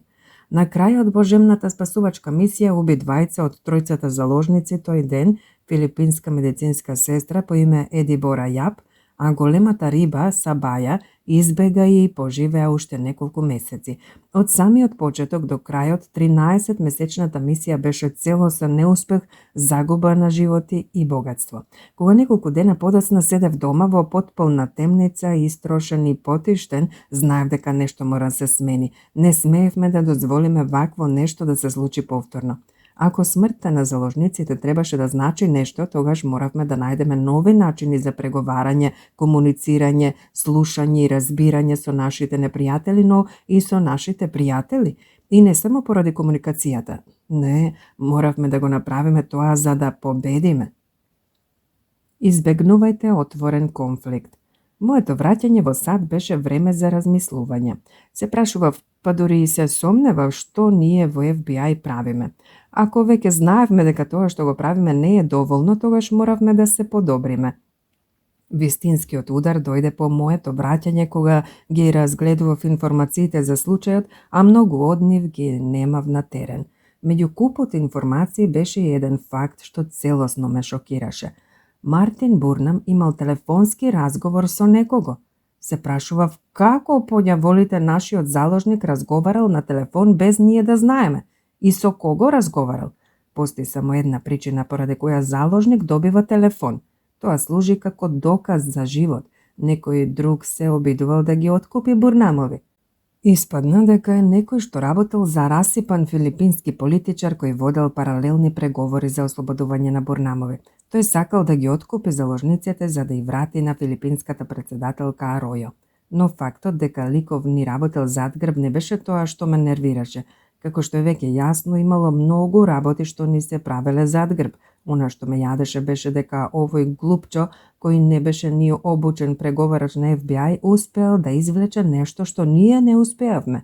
Зборувал со Мартин Бурнам на телефон, без пари. Тогаш сватив дека успехот на тоа ѓубре онаму каде што ние не успеавме всушност метафора за се што не беше во ред со нашето еднодимензионално размислување. Покрај нашите проблеми со филипинската војска, главната причина поради која ние немавме ефективно влијание врз киднаперите и заложниците беше фактот дека имавме менталитет око за око. Со тој менталитет, ако им се јавевме на лошите момци и побаравме нешто, ако тие ни го дадеа, ние ќе им дадевме нешто за возврат. И бидејќи бевме толку уверени дека Бурнамови се уште живи, ние никогаш не се ни потрудивме да побараме доказ за живот. Се плашевме дека ќе бидеме должници. Ако го побаравме тоа и тие ни го дадеа, ќе им должевме, а ако не го вратевме долгот, ќе ризикувавме да не обвинат дека сме лоши преговарачи, а недовербата при киднапирање е она што ги убива луѓето. И секако ние не побаравме од киднаперите да зборуваме директно со заложниците, бидејќи знаевме дека ќе кажат не и се плашевме да не се посрамиме. Стравот беше голема мана во нашиот преговарачки став. Има информации што може да се добијат само преку директни, широки интеракции со соговорникот. Исто така ни беа потребни нови начини да добиеме работи без да побараме од нив. Ни требаше да внесеме финеси во барањето со нешто пософистицирано од затворени прашања кои во себе ја носат динамиката на да или не. Тогаш сватив дека она што ние го правевме не беше комуникација, тоа беше вербално натегање. Сакавме да ги гледаат работите онака како што ги гледавме ние, а тие го сакаа обратното. Иако оваа динамика биде ослободена во реалниот свет, тогаш преговорите пропаѓаат, а тензиите стануваат поголеми. Целата таа филозофија преовладуваше во се што правеше FBI. Се беше конфликт и не функционираше. Нашиот пристап кон прашањата за доказ за живот ги отелотвори сите овие проблеми. Во тоа време докажавме дека нашите заложници се живи со осмислување прашања што бараат информација што само заложникот може да ја знае. Прашањата какви што се користат за компјутерска и интернет безбедност, како на пример како се вика првото куче на Мартин или кое е средното име на татко му на Мартин. Овој одреден тип на прашање има многу недостатоци. Например, стана како заштитен знак на полицијата во светот на киднапирањето. Кога семејство ќе почне да поставува прашања од таков тип, речи си е сигурно дека до нив има полицајци кои ги насочуваат, а тоа ги прави киднаперите многу нервозни. Настрана нервозата, тука е и проблемот дека одговарањето на такви прашања изискува малку, ако и воопшто некаков напор. Лошите момци само треба да го најдат фактот и да ви го дадат веднаш, бидејќи е лесно. Бам, бам, бам. Тоа се случува толку брзо што не добивате никаква тактичка предност, корисни информации, напор од нивна страна што вам ќе ви послужи за некаква цел, а сите преговори, доколку добро се водат, треба да бидат процес на прибирање информации што ќе го натера вашиот соговорник кон исход кој ќе ви одговара вам. Најлошо од се, лошите момци знаат дека тие што току ви дале нешто, доказ за живот, што го поттикнува целиот оној ген на реципроцитет. Сакале ние да признаеме или не, универзално правило на човечката природа во сите култури е дека кога некој ќе ви даде нешто, тој очекува нешто за возврат и нема да ви дадат ништо друго додека не им платите. Сега, ние не сакавме да го поттикнеме овој реципроцитет, бидејќи не сакавме да дадеме ништо. И што се случи? Сите наши разговори станаа парализирани судири меѓу две страни кои сакаат да извлечат нешто едни од други, но не сакаат да дадат ништо. Не комунициравме од страв и од гордост. Затоа и не успеавме, додека некои глупчовци, како тој расипаниот филипински политичар, само го тестирал тоа и го добил она што очајно му требало, односно комуникација без реципроцитет. Се запрашав себе си, како поѓаволите ние да го направиме тоа? Сопрете го неверувањето. Додека си ја трескав главата за тоа како тој лигав политичар успел да го добие Мартин Бурнам на телефон, а ние никогаш не успеавме, FBI Питсбург доби случај на киднапирање. Мојот партнер чак ми ги донесе лентите од случајот, бидејќи мислеше дека е смешно. Еден дилер на дрога од Питсбург ја имаше киднапирано девојката на друг дилер на дрога од Питсбург и поради некоја причина жртвата дилер се обрати на FBI за помош. Доаѓањето во FBI беше сосема спротивно на неговите интереси, со оглед на тоа дека беше дилер на дрога, но тој го направил тоа затоа што без оглед на тоа кој си, кога ти треба помош, се обраќаш на FBI, така? На лентите нашите преговарачи се вртеа околу дилерот додека тој преговараше со другиот дилер. Обично баравме од луѓето да постават прашање за непобитен доказ за живот, како например како се викаше омилената кукла на девојката кога била мала. Но во оваа ситуација дилерот се уште не беше насочен кон тоа да го постави точното прашање. Па насред муабет со киднаперот, тој само издрадори. Еј, ѓубре едно, кај да знам дека таа е добро?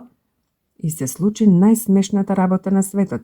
Киднаперот замолчи десетина секунди, беше шокиран, потоа со помалку конфронтирачки глас му рече: "Па, еве ќе ти ја дадам на телефон." Бев запрепастен бидејќи овој несофистициран дилер на дрога што туку извојува феноменална победа во преговорите. Да го натера киднаперот доброволно да ја стави жртвата на телефона нешто на вистина големо. И тогаш го имав мојот момент на просветлување и сватив дека тоа е техниката што ја барав. Наместо да поставувам затворени прашања каде ќе добијам само еден точен одговор, ќе поставувам отворени, а сепак калибрирани прашања што ќе го натераат другиот да сопре и навистина да размисли за тоа како да го реши проблемот. Си помислив, ова е совршено. Тоа е сосема природно и нормално прашање, не барање за факт. Тоа е прашање со како, а како ангажира бидејќи како бара помош. Најдобро од се, тој не му должи на киднаперот ништо. Човекот доброволно решил да го даде телефонот на девојката. Тој мисли дека тоа е негова идеја. Човекот кој што туку ја понуди девојката на телефон мисли дека ги држи работите под контрола, а тајната за добивање предност во преговорите е да се натера другиот да мисли дека тој ја има контролата. Генијалноста на оваа техника е навистина добро објаснување со нешто што психологот Кевин Дутон го кажува во неговата книга Split Second Persuasion. Тој зборува за она што го нарекува неверување, што е активен отпор на она што го кажува другата страна, наполно одбивање. И тука обично почнуваат преговорите меѓу двете страни. Ако никогаш не дојдете до таа динамика, ќе имате судири и секоја страна ќе се обидува да го наметне својот став. Имате две тврдоглави глави кои се судираат една со друга како ние во Дос Палмас. Но ако можете да ја натерате другата страна да се ослободи од недовербата, тогаш можете да дојдете до вашиот став, но на сметка на нивната енергија, како што прашањето на дилерот го натера киднаперот доброволно да го направи она што дилерот го сакаше. Не ги уверувате директно за тие да ги сватат вашите идеи, наместо тоа ги насанкувате на вашите идеи. Како што вели поговорката, најдобар начин да се јава конј е во насоката каде тој оди. Нашата работа како убедувачи е многу полесна отколку што си мислиме. Не е да се натераат другите да поверуваат во она што го кажуваме, туку да ја сопреме нивната недоверба. Откако ќе го постигнеме тоа, тогаш играта е наполу добиена. Неверувањето, недовербата е она што го држи убедувањето под контрола, вели Датон. Без него нема да има граници. Да му се даде на вашиот соговорник илузија на контрола со тоа што ќе се поставуваат калибрирани прашања и ќе се бара помош е најмоќната алатка да се сопре неверувањето. Не толку одамна во Нью Йорк Таймс имаше одличен напис од студент по медицина кој се соочил со пациент кој си ја извадил инфузијата, се спакувал и тргнал да си оди бидејќи резултатите од биопсијата доцнеле и бил уморен од чекање. И тогаш пристигнал постар лекар. Откако мирно му понудил на пациентот чаша вода и го прашал дали малку може да си помуабетат, тој рекол дека разбира зошто пациентот е нервозен и ветил дека ќе се јави во лабораторијата за да види зошто резултатите доцнат. Но она што го сторил следно е она што го сопрело неверувањето кај пациентот. Тој поставил калибрирано прашање. Што имал толку важно поради кое морал толку брзо да си оди и тогаш пациентот му кажал дека има милион работи што треба да ги среди. Докторот му понудил да го поврзе со служби што може да му помогнат да ги заврши работите. И бум, пациентот доброволно решил дека ќе остане. Она што е навистина моќно во техниката на постариот доктор е дека тој го претворил конфликтот «ке си одам» наспроти «не може да си одите» и поставил прашања што довеле до тоа пациентот да си ги реши собствените проблеми, но на начин на кој докторот го сакал тоа. Секако тоа се уште е конфликт, но докторот ги искористил судирот и храброста да му даде на пациентот илузија дека тој ја има контролата. И како што еднаш изјави еден стар уредник на Вашингтон Пост, Роберт Естабрук, оној кој научил да не се согласува без притоа да не биде непријатен, ја открил најважната тајна на преговорите. Истата оваа техника за сопирање на неверувањето што ја користите со киднаперите и пациентите кои бегаат функционира и со се друго, дури и за преговарање на цени. Кога треба да одите во продавница, наместо да му кажете на продавачот што ви треба, може да му опишете што барате и да барате предлози. А потоа, откако ќе го изберете тоа што го сакате, наместо да ги удрите со цврста понуда, може да кажете дека цената е малку повисока од она што сте го предвиделе и да побарате помош со едно од најдобрите калибрирани прашања. Како би требало да го направам тоа? Клучниот дел од овој пристап е што вие навистина барате помош и вашата испорака мора да го пренесе тоа. Со ваквата преговарачка шема, наместо да го малтретирате продавачот, вие барате нивен совет и им давате илузија дека работите ги имаат под контрола. Барањето помош на овој начин, откако веќе сте се впуштиле во диалог, е неверојатно моќна преговарачка техника за трансформирање на средбите и нивно претворање од судир во сесии каде заеднички се решава проблемот, а калибрираните прашања се најдобра алатка. Калибрирајте ги вашите прашања. Пред неколку години советував една клиентка која имаше мала компанија што работеше односи со јавност за голема корпорација. Луѓето во големата компанија не си ги плаќаа сметките и како што минуваше времето, на мојата клиентка и должеа се повеќе пари. Постојано и ветуваа нова работа, наметнувајќи го ставот дека таа ќе добие голем дел од приходот ако продолжи да работи со нив. И таа се чувствуваше заробено. Мојот совет за неа беше следниот и кажав да ги ангажира во разговор каде таа ќе ја сумира ситуацијата и потоа ќе ги праша: а како би требало да го направам тоа? Таа затресе со главата. Нема шанси. Идејата дека треба да го постави тоа прашање ја преплашуваше. Ако ми кажа дека морам, тогаш сум заробена, беше нејзината реакција. Таа го гледаше прашањето и како ме зезате за мои пари, тоа мора да престане. Тоа звучеше како прв чекор кон нејзиното отпуштање како консултант. И објаснив дека таквата импликација, иако реална, беше само во нејзиниот ум. Нејзиниот клиент ќе ги слушне зборовите, а не и импликацијата, се додека таа е смирена и избегне тоа да звучи како обвинување или закана. Се додека е таа мирна, тие тоа ќе го слушаат како проблем што треба да се реши. Не ми веруваше. Неколку пати го поминувавме сценариото, но таа се уште беше преплашена. Неколку дена подоцна ми се јави и беше пресреќна. Клиентот ти се јавил со ново барање и таа конечно собрала храброст да ја резимира ситуацијата и да праша: а како би требало да го направам тоа? И знаете што? Одговорот што го добила бил: имаш право, не можеш, се извинувам. Незиниот клиент ја објаснил дека минуваат низ некои интерни проблеми, но доби нов контакт во сметководството и било кажано дека ќе биде исплатена во рок од 48 часа. И беше така. Сега, размислете за тоа како функционирало прашањето на мојата клиентка. Без да ги обвини за нешто, таа ја притисна големата компанија да го свати нејзиниот проблем и да го понуди решението што таа го сакаше. Тоа во суштина е целата поента на отворените прашања што се калибрирани за специфичен ефект. Како што омекнувачките зборови и изрази можеби, ќе видиме, мислам и ми се чини, така и калибрираните отворени прашања тргаат агресијата од конфронтирачката изјава или од затворените прашања што воспротивно може да го налутат вашиот соговорник. Она што ги прави функционални е што се предмет на толкување од страна на вашиот соговорник, а не се строго дефинирани. Тие ви дозволуваат да представувате идеи и барања без да звучите како да притискате или како да инсистирате. Тука е разликата меѓу ме зезате за мои пари и тоа мора да престане и а како би требало да го направам тоа? Вистинската убавина на калибрираните прашања е во фактот дека тие не нудат цел за напад, како што тоа го прават изјавите. Калибрираните прашања имаат моќ да го образуваат вашиот соговорник за тоа што е проблемот, наместо да предизвикаат конфликт со тоа што ќе им кажат што е проблемот. Но калибрираните прашања не се само случајни барања за коментар. Ќе имаат насока, откако ќе сватите во која насока сакате да оди разговорот, мора да ги креирате прашањата така што ќе го олеснат разговорот во таа насока истовремено, дозволувајќи му на другиот да мисли дека негов е изборот да ве води во таа насока. Затоа и ги нарекувам овие прашања калибрирани. Мора внимателно да ги калибрирате како што би калибрирале нишан на пиштол или на вага за да решите специфичен проблем.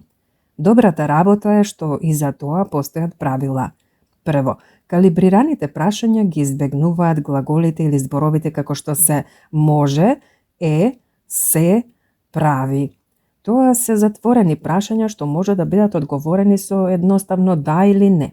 Наместо тоа, овие прашања почнуваат со список на зборови што луѓето ги знаат како новинарски прашања. Кој, што, кога, каде, зошто и како. Тие зборови го инспирираат вашиот соговорник да размислува, а потоа и да зборува. Но ајде да ја скратиме уште малку таа листа. Најдобро е да се почне со што, како и понекогаш со зошто. Ништо друго. Кој, кога и каде често ќе го натераат вашиот соговорник да сподели факт без да размисли, а зошто може да потврли. Без оглед на тоа на кој јазик се преведува зборот зошто, тој звучи обвинувачки, а постојат многу ретки моменти кога тоа ви оди во полза. Единствениот пат кога може успешно да го искористите зборот зошто е кога одбрамбеноста што е создадена ја подкрепува промената што вие се обидувате да ги натерате да ја видат. Зошто би го сменил начинот на кој секогаш ги правиш работите и би го пробал мојот пристап? Е пример токму за тоа. Зошто вашата компанија би го променила својот долгогодишен продавач и би ја одбрала нашата компанија е друг пример. Како и секогаш, клучен е тонот на гласот, почитта и диференцијалот. Воспротивно, гледајте го зошто како врела плот на нашпоретот, просто не го допирајте. Имањето само 2 збора за почеток како оружје може би не ви изгледа како многу, но верувајте ми дека може да ги користите што и како за да го калибрирате речиси секое прашање. Дали ова ти личи на нешто што би ти се допаднало? Може да стане, а како ти се чини ова? Или што во врска со ова ти одговара? Може дури да прашате, а што во врска со ова не ти одговара? И веројатно ќе поттикнете малку повеќе корисни информации од вашиот соговорник. Дури и нешто грубо како зошто го направи тоа може да се калибрира во што те натера да го направиш тоа, што ја трга емоцијата од прашањето и го прави помалку обвинувачко. Калибрираните прашања треба да ги користите на почеток и често, а има неколку што ќе сватите дека ќе ги користите на почетокот на речиси сите преговори. Што е најголемиот предизвик со кој си се соочил? Е едно од тие прашања. Тоа ви помага да дознаете нешто повеќе за нив, што е клучно за сите преговори, бидејќи сите преговори се процес на прибирање информации. Еве неколку други примери што ги користам во речиси сите преговори зависно од ситуацијата. Што од ова ти е важно? Како можам да помогнам за да го подобрам ова за нас? Како сакаш да продолжам? Што те доведе во оваа ситуација? Како може да го решиме овој проблем? Која е целта? Што се обидуваме да постигнеме тука? Како би требало да го направам тоа? Импликацијата за добро дизајнирани и калибрирани прашања во тоа дека го сакате истото што го сака и другиот, но вам ви е потребно неговото разузнавање за да го надминете проблемот. Ова навистина се однесува на многу агресивни или егоистични соговорници. Не само што имплицитно сте побарале помош, поттикнувајќи добра волја и помалку дефанзивност, туку и сте создале ситуација во која вашиот претходно бесен соговорник сега ги користи своите ментални и емотивни ресурси за да ги надмине вашите предизвици. Тоа е првиот чекор во кој вашиот соговорник го интернализира вашиот начин и пречките што доаѓаат со него како негов сопствен, и тоа ја насочува другата страна кон создавањето решение. Вашето решение. Подсетете се како докторот користел калибрирани прашања за да го натера пациентот да остане, како што ни покажува неговата приказна, клучно за да ги натерате луѓето да ги гледаат работите на ваш начин не е да ги соочите со нивните идеи, не може да си одите, туку отворено да ги уважите нивните идеи, сваќам дека сте вознемирени, и потоа да ги насочите кон решавање на проблемот. А што се обидувате да постигнете со заминувањето? Како што кажав и претходно, тајната во добивањето предност во преговорите е да и дадете илузија на другата страна дека тие ја имаат контролата. Затоа калибрираните прашања се неверојатни. Калибрирани прашања прават вашиот соговорник да се чувствува како тие да се главни, но всушност вие сте тие што го врамуваат разговорот. Вашиот соговорник нема да има поим колку се ограничени од вашите прашања. Еднаш преговарав со еден од моите шефови во FBI за да присуствувам на извршна програма на Харвард. Тој веќе ги имаше одобрено трошоците за патувањето, но денот кога требаше да одам ме повика во неговата канцеларија и почна да испитува колку реално вреди да одам на патувањето. Доволно добро го познавав за да знам оти се обидува да ми покаже кој е главен, па откако кусо разговаравме го погледнав и го прашав. Кога првично го одобривте патувањето, што имавте на ум? Тој сосема очигледно се опушти и се навали во столот. Ги спои врвовите од прстите во форма на триаголник и обично во говорот на телото тоа значи дека лицето се чувствува надмоќно и главно. Види, рече тој, само сакав да се уверам дека ќе ги брифираш сите кога ќе се вратиш. Тоа прашање, калибрирано со уважување на неговата моќ и насочување кон давање објаснување, му даде илузија да мисли дека се е под негова контрола. А мене ми го даде она што го сакав. Како да не ве платат? Ајде да се опреме за миг, зашто има една суштинска важна работа што треба да ја запомните кога почнувате преговори вооружени со список од калибрирани прашања. Односно, се тоа е супер, но има еден трик. Без самоконтрола и емоционална регулација ова не функционира. Првата работа за која зборувам кога обучувам нови преговарачи е клучната важност на самоконтролата. Ако не можете да ги контролирате сопствените емоции, како очекувате да влијаете врз емоциите на другата страна? За да ви покажам на што мислам, дозволете ми да ви раскажам една приказна. Не така одамна, фриленс стратег за маркетинг ми приде со проблем. Еден од незините клиенти најмил нов извршен директор, скржавец, чија стратегија била да ги скрати трошоците со тоа што ќе ги дава сите работи што може на компании надвор од земјата. Исто така бил и машки шовинист, кому не му се допаѓал незиниот уверлив стилот со кој оваа жена стратег работела. Мојата клиентка и извршниот директор уште веднаш се фатиле за врат на конференциски повици со пасивно-агресивен тон, што е секогаш присутен во корпоративна Америка. Неколку недели потоа, мојата клиентка решила дека веќе е доста и му ја пратила на директорот последната фактура за работата што ја завршиле за компанијата, околу $7,000, и љубезно му рекла дека договорот веќе не ја одговара. Извршниот директор и рекол дека сметката е превисока, дека ќе плати само половина од тоа и дека ќе зборуваат за остатокот. Потоа престанал да ги прифаќа повиците. Динамиката зад сето ова е во тоа дека Ликов не сакал никој да го преиспитува, особено не жена. Па така, таа и јас развивме стратегија што му покажа дека таа сваќа каде сгрешила и дека ја уважува неговата моќ, додека истовремено ја насочува неговата енергија кон решавањето на нејзиниот проблем. Сценариото со кое настапивме ги имаше сите најдобри пракси од преговарањето за кои досега дискутиравме. Еве го чекор по чекор.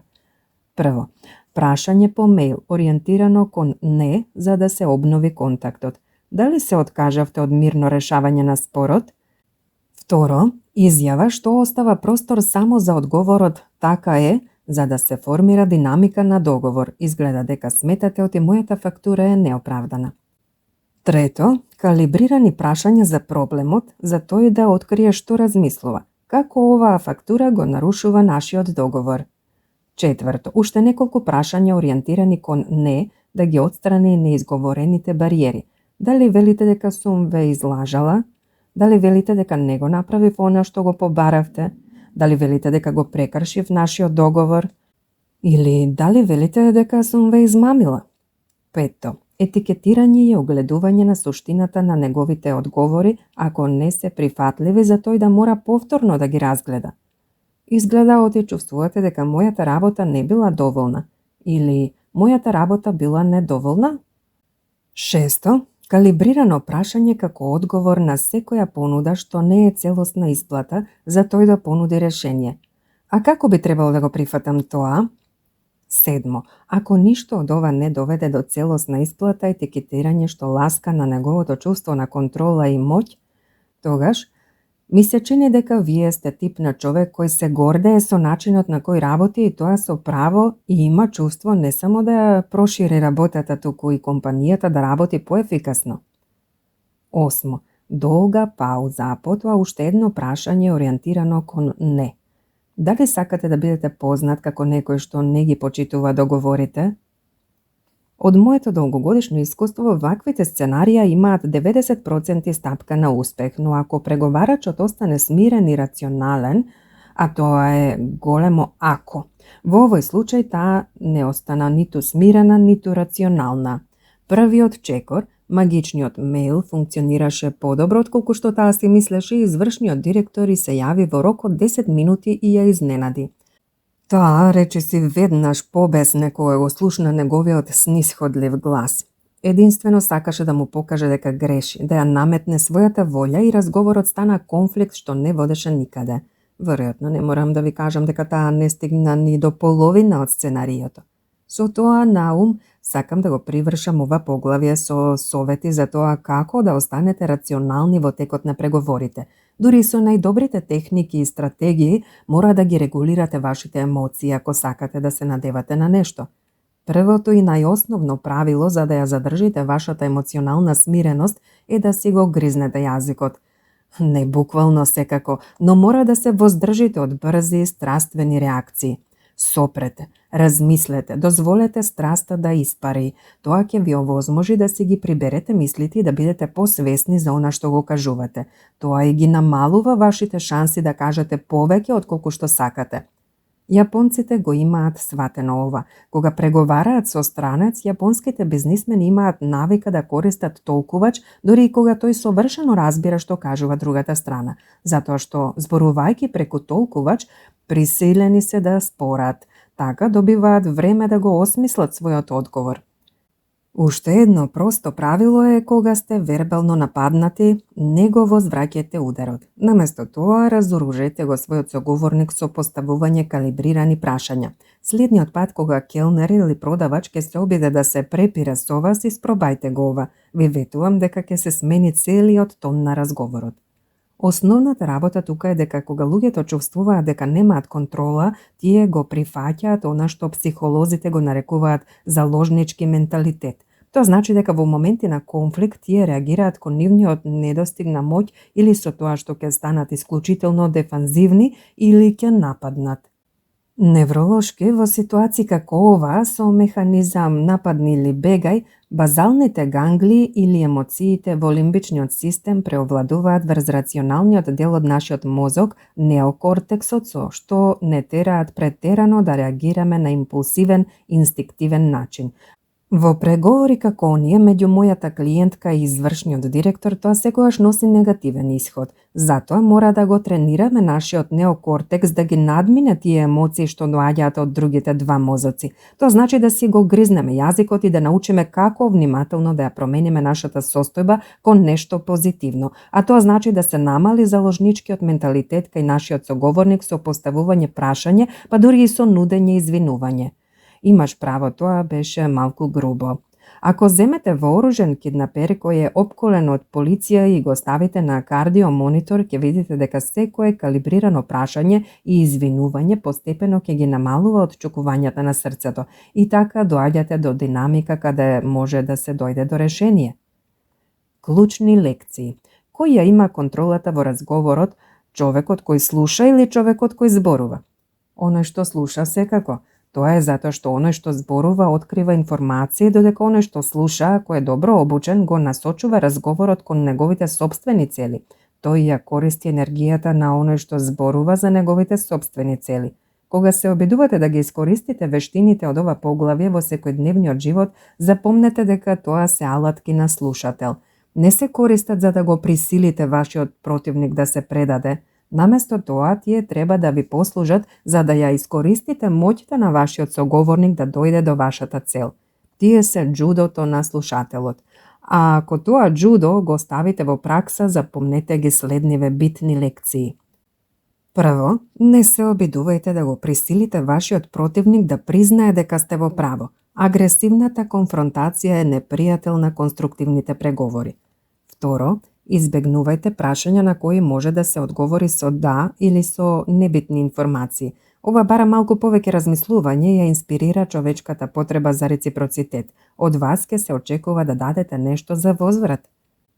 Трето, поставувајте калибрирани прашања што започнуваат со зборовите како или што. Со имплицитно барање помош од другата страна, овие прашања кај вашиот соговорник ќе создадат илузија на контрола и ќе ги инспирираат да зборуваат надолго и широко, откривајќи ви при тоа битни информации.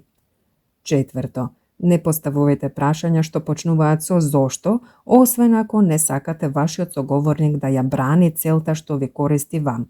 Зошто секогаш е обвинување на кој било јазик. Петто, Калибрирајте ги вашите прашања за да му го покажете на вашиот противник патот кон решавањето проблем. Тоа ќе ги охрабри да искористат својата енергија за да смислат решение. 6. Гризнете си го јазикот. Кога во текот на преговори ќе ве нападнат, сопрете и избегнете силни емоционални реакции. Наместо тоа, поставете му на вашиот соговорник калибрирано прашање. И 7. Од другата страна секогаш постои тим. Ако не влијаете врз оние што се зад масата, тогаш сте ранливи.